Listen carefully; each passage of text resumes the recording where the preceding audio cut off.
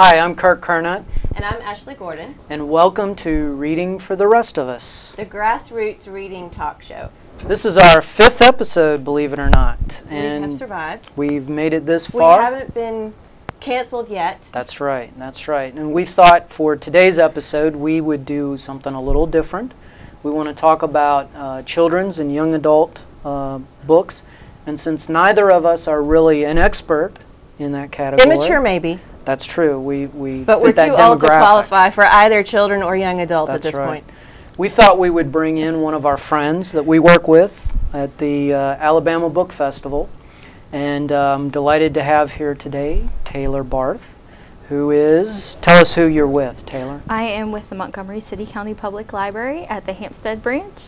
I'm the children's and lead librarian on that location. So your job is basically to know the young adult and children's books that are out there. And you were telling us you facilitate book clubs, right? Mm-hmm. Tell us, do you do one for young adults or do you do one for children? I would call it a tweens book club, 4th to 6th grade. Okay, 4th to 6th grade. Mm-hmm. All right, well, great. Well, we're delighted you're here with us today, and we're going to talk about some of the issues involved with the young adult industry.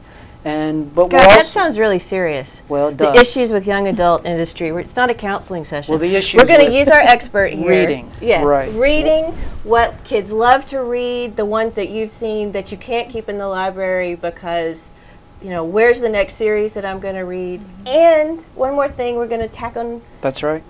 Since it's December, or because it's December, and since so many of us give gifts to younger folks in our family, we thought we would highlight some Christmas books and get some advice on the ones that you know they're loved. Like I remember the year I got an Elton John album for my across the street neighbor and thought, seriously? Boy, you don't know me. So rather than looking at the top 10 list, we're going to get the inside scoop on the ones that the kids really love. It's their own list, right? Mm-hmm. Okay, good deal. You were getting Elton John. I was getting like baseball mittens and like trading them on the black market for I'm impressed your neighbors were getting you anything. Yeah, that's true. I think they were doing that to keep me away. But Taylor, talk to us a little bit. One of the we're sort of curious about just your general impressions of kids' reading habit today. You know, we tend to hear, horror stories. Right, doomsday sort of pronouncements about how literacy is going down the tank. What's your perception of kids and books today?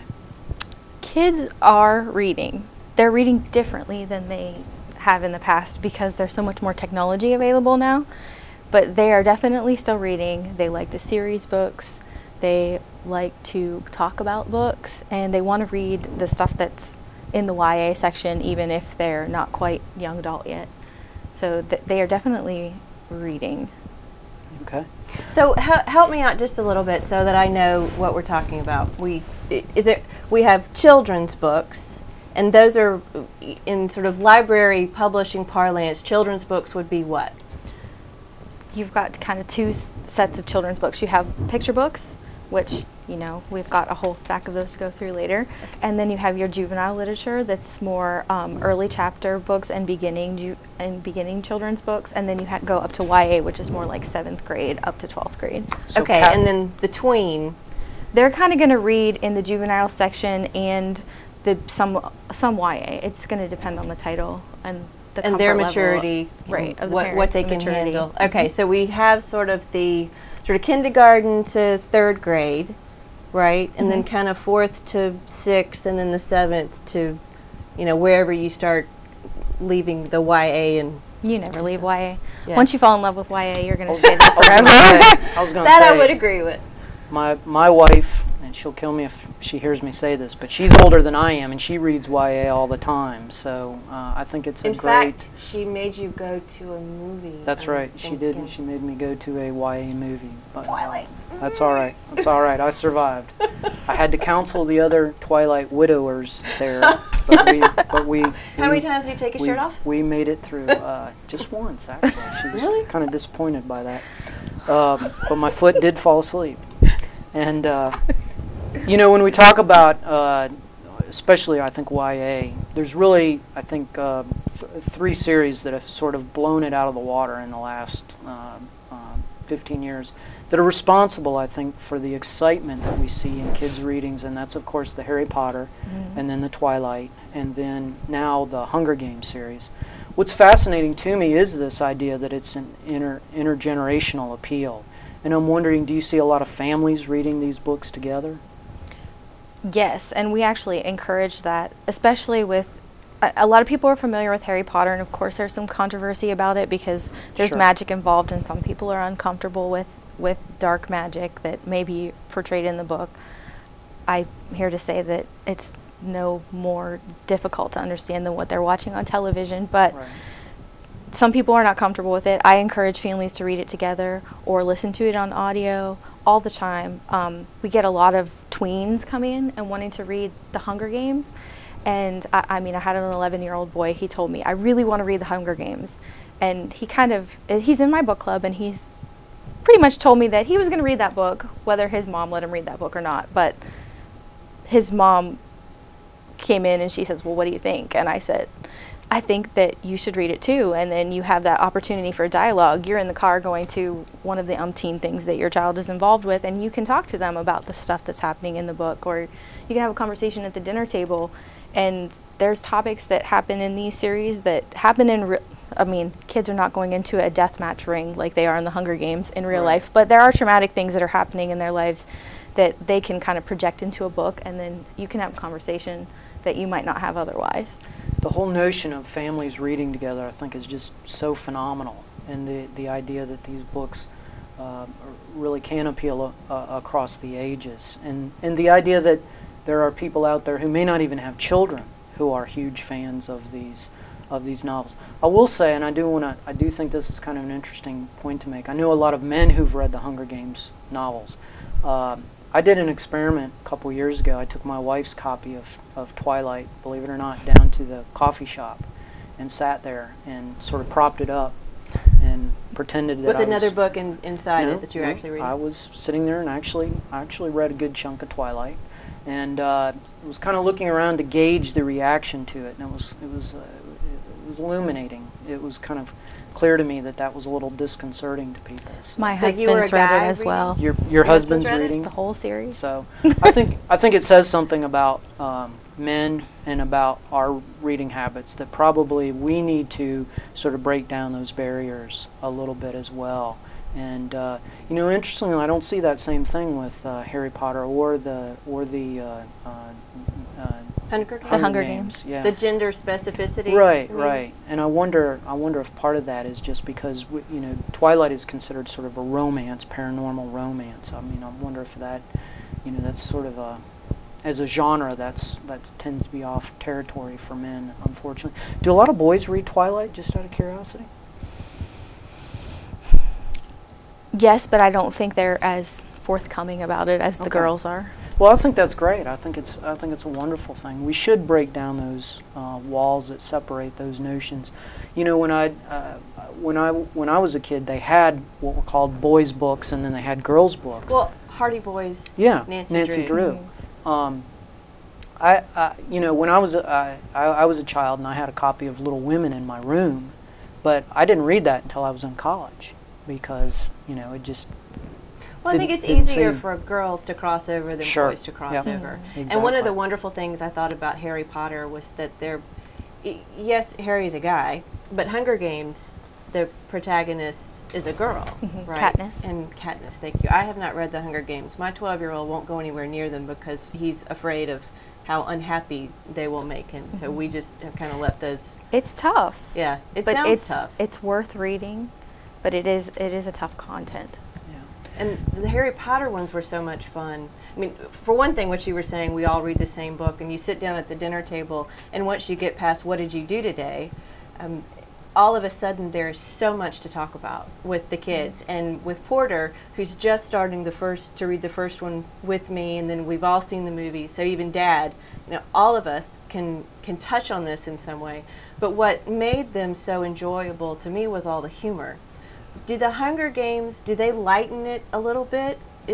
Are they in the same way that Harry Potter deals with some really serious, and particularly toward the end, some heartbreaking ideas and concepts. But the humor kind of kept you going, and the idea that love is really what conquers everything. Are the Hunger Games like that? I don't think so. It's more adventure, really intense. There's a lot of adventure. It's very intense. There is a little bit of humor, but it's kind of sarcastic humor. Okay. It's not so. It's definitely not light. But my gosh, they've just. I think my child is the only one in his class that hasn't read them. They're incredibly popular. Yeah, I think it's interesting because when ever since young adult was kind of established as a category back in the late 60s, I believe it was, there's been a long-running debate about whether the content is too dark for children. One book I remember reading as a child was The Outsiders by S.E. Hinton, and that was kind of one of the classic initiation novels that you read somewhere really around 9 or 10. And that's dealing with very pretty important issues of class and truancy and juvenile delinquents. But there's always been this argument that maybe the books are trying to be a little too adult. Let's imagine for a moment that we're parents and we come in and we express to you some of these concerns. How do you deal with that as a librarian? Your kids are facing real issues every day in school. There's violence in schools. You see it on the news all the time. They're having peer pressure and they're trying to fit in. And I think that these books give them an opportunity to feel like they're not the only one that's experiencing this, and that there are ways to cope with it. And you're going to find in YA that there's usually a pretty solid resolution. They don't leave you hanging. It's not like when you read an adult novel and something tragic happens and that tragedy just is the book. It's not always wrapped up in a neat little bow in YA, but there's a sense of completeness when it's finished, that you feel like you've gotten something positive out of it and it doesn't leave you feeling destroyed. Oh, that's a great way to put it. Yeah, no existentialism in YA. So, but that's good to know. I wouldn't have thought of that distinction necessarily. But do you think reading about these difficult topics in some ways gives them the language to talk about it? Or because I certainly understand the idea of, oh, I'm not alone. And I think that's incredibly important, because so much of adolescence, and you do feel like you're the only one who ever experienced this ever. But I also think it's hard for them to say what they're experiencing. Have you found, do you think that it opens up, it gives them a language or gives them a starting off point to talk about some of these things? What do you talk about in your book club? What do they bring up? We talk about, well, obviously we talk about what happened in the book, but for example, we were reading a series, and we just concluded the series, and the bad character died in the end. So we talked about, did he die? Did the person or object that committed his death, was that person acceptable? Is it better? Would it have been better if it was somebody else? And the nature of the thing that, I don't want to give too much of the book away, so I'm trying to I love how you're dancing around there. The nature of the thing that caused the death of the bad guy was, his nature was, he was something that killed, and that's what he was. He was a bad thing from another time.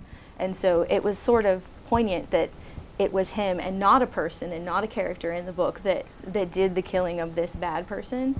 And we kind of talked about, well, would it have been appropriate if the heroine of the story had been the one doing that? If she had killed this bad person, well, how would you felt about that? And they were kind of like, well, that really doesn't make sense. It doesn't fit with the character at all. Like, she didn't have that in her, and that's not the kind of person that she wanted to be in the book. So we kind of have some discussions. We talk about parents a lot and how the parents, because in tween and YA stuff, a lot of times the parents they're wimps, they're absent, or they're rotten people. And I think that's intentional, because even if your parents were not like that as a child, you feel like they were.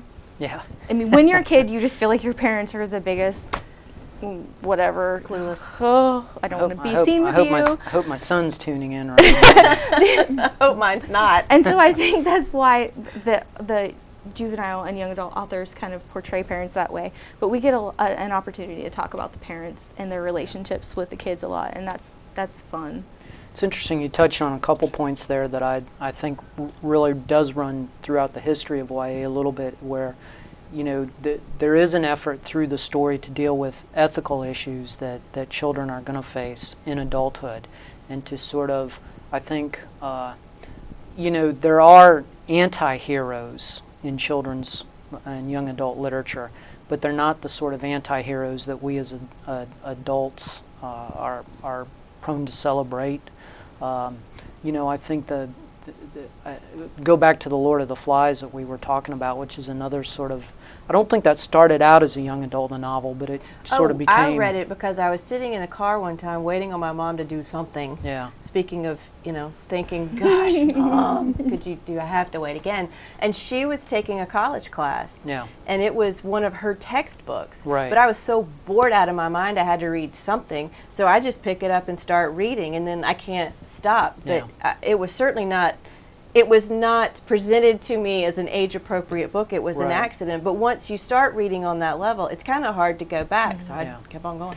But it's become one of those books that you find on high school syllabi all the time. And I think part of it is the reason because the notion of, and again, this is kind of classic science fiction, young adult, post-apocalyptic ideas. When the society ends, you start from scratch. And, is human behavior impulsively ethical? Are we inherently good or evil? And those books, I think, are great for spawning those sorts of debates. I'm sure the kids don't sit around and put it quite so boring. But it does sound like they're discussing larger moral issues, but in a context that's manageable. Mm-hmm. You're sort of practicing. Sometimes they don't even realize. They think they're having a grand old time eating cookies and drinking fruit punch at the library, talking about this really awesome book, and they don't realize what they're really talking about and the relationships between the characters and the parents. And especially when there are siblings involved and they have younger siblings and we can bring that in. Like, how would you feel if? And they're like, oh yeah, I would never. And what's a book that generated the most enthusiastic discussion where something like that happened? They didn't even realize they were taking it and running with it. And what's the one that really got their juices flowing? They really liked the, not to put you on the spot or anything. The series that we just finished was very popular. In fact, it was so popular that after I'm finished doing it with the Galaxy Readers group that I have, I'm also doing it with the Montessori kids. They're coming over for a book club, and those kids have been asking me since a week after they got the book, can we have the next book, Miss Taylor? Can we have the next book? I really want the next book. Isn't that great? It's to have kids fantastic. lined up to read. They're really excited about it. That's the Immortals.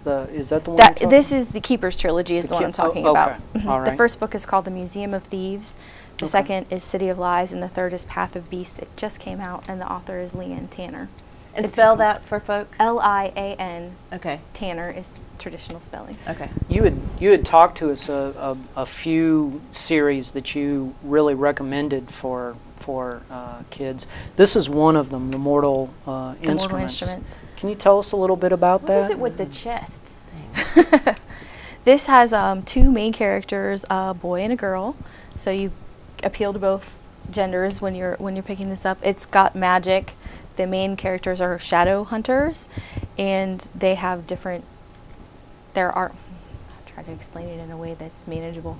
There are werewolves, there are shadow hunters, there are some other fairies, and lots of magical beings involved in this series. And there's a little bit of a love story that's happening in it. It's not really, really heavy, but it's definitely part of the series. Boys and girls both really enjoy it.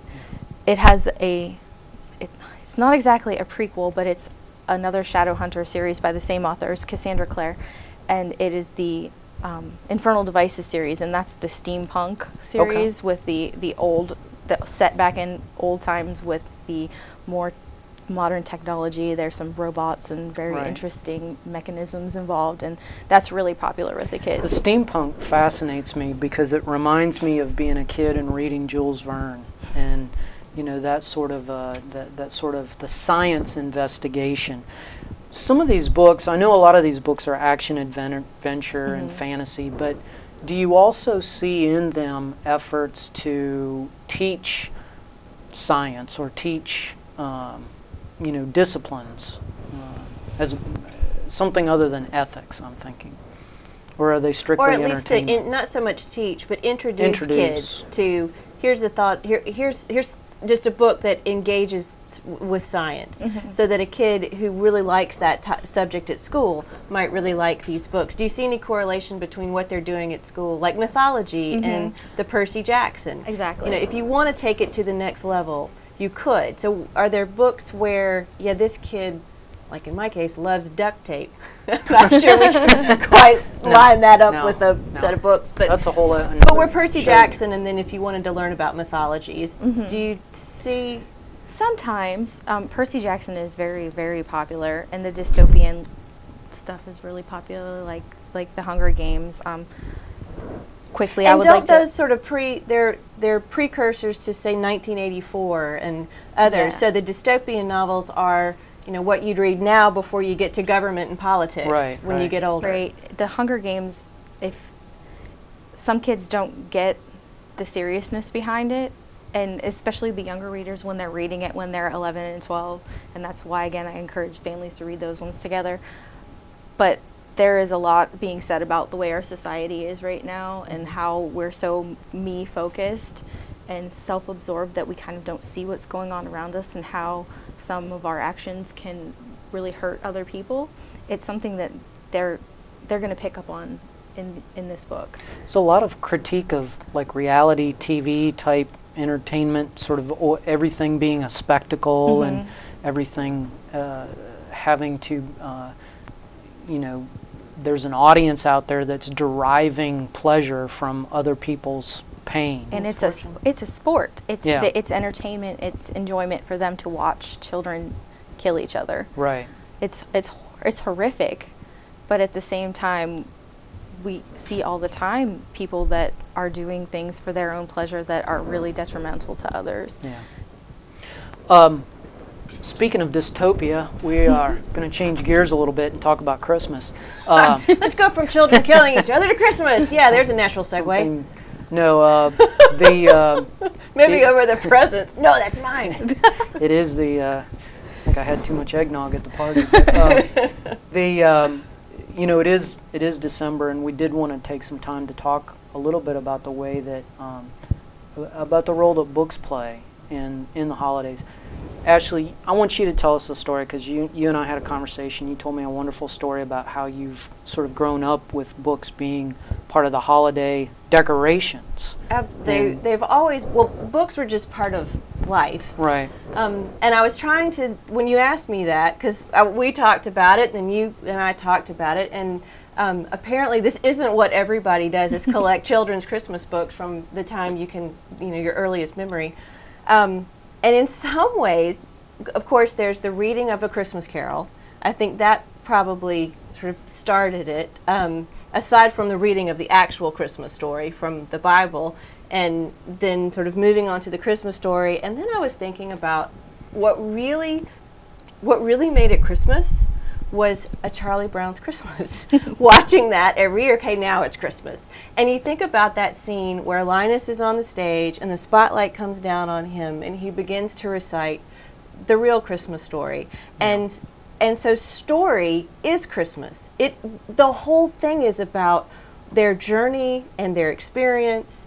And so if you think, it really is it's beautiful literature, and we almost wouldn't have Christmas if we didn't have this beautiful story to tell. Yeah. So it is inherent in the holiday. So I think you can take that and just clearly run with it. You brought quite a few of the books that you collected, and do you want to share some of those with us? But Taylor told me a great story when we were talking while we were getting ready. So the Christmas books in the library. What were you saying that you have to do? I actually have to hoard some of them back because people will come in and they'll take every single Christmas book on display off the shelf and want to take it home with them. But then that one person gets all the joy of Christmas and nobody else does. So I have a stack, and when somebody checks a few out, I'll go and stick a few more up or on the shelves so that more people get to experience it and have a variety to choose from. Their last name doesn't happen to be Grinch, does it? No. Okay. They really are just so excited about sharing Christmas with their children that they don't even realize that they just took all the books from everybody else. Well, what are the two that you brought that are, these are wonderful classics and the library has them. So see, the best part about this really is grassroots reading. One of the reasons why we wanted a librarian to be our very first guest is you don't have to spend a dime. You go to the library and there they are, and people like Taylor will make sure that one person didn't get them all. So you can start your very own Christmas tradition of your very special family Christmas book. So the two classics from the library that you brought are what? Whoops. I brought The Polar Express, which is one of my favorites from childhood. It's not just a movie. Absolutely not. And this version especially, it's the 25th anniversary. It has Liam Neeson reading on audio, so if you get the opportunity to check that one out, it's really cool to hear him reading that one. And then I also brought A Christmas Memory, and I'm not from the South. I grew up in the North. This is the first time that I read this book, and I really enjoyed it. It was sad, but it was kind of nice and nostalgic, and I thought it was great. And the this adults one's are beautifully actually illustrated. It does. It has some fantastic pictures. Now, is that an adaptation, or is it the actual Truman Capote text? Is it the story itself? According to this, it is the actual It's the one book. Great. Because there's another version of it somewhere. Yeah, I think it. There we go. Yep. So the grown-up version, A Christmas Memory, and this one also has One Christmas and the Thanksgiving Visitor. And this is a wonderful thing to sit quietly in a corner and read to start getting you. Sorry. So you can get you to start thinking about Christmas. But there are all sorts of ways to go. Well, I think one of the neat things about a lot of these Christmas books is they're art objects. And Absolutely. You were showing us a couple when we let were me setting up. just quickly.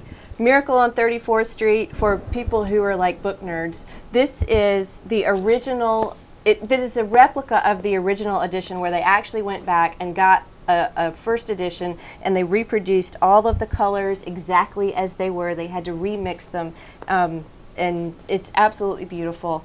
Then these are fun. So Father Christmas, Letters from Father Christmas by Tolkien. He wrote letters to his children as Father Christmas, and in this edition you actually pull out the letters with all of the illustrations. Sometimes Polar Bear wrote the letters, and we actually have this on audio as well, and it's just so much fun. We ride around town. There's the pop-up books, Olivia, Auntie Claus. They're funny, they're poignant. There's just, I would say, pick one and make this your Christmas tradition and give your kids a book every year, and it just starts it, and then they learn to develop that love of story as well. It's a fantastic part of the ritual of book sharing in this holiday season. Well, believe it or not, Taylor, I knew you were nervous about whether you told you it would go fast. where you could talk for 30 minutes. Yes, but well, I'm going to tell you really flies. quick. All right. Stop in any library and ask a librarian, and she'll be happy to help you, or he will be happy to help you choose books for your kids for Christmas. Great. That's great. That's a wonderful note to end on. Thank you again for joining us, and as we always like to end the show by saying, read a good book. Until next time, thank you. So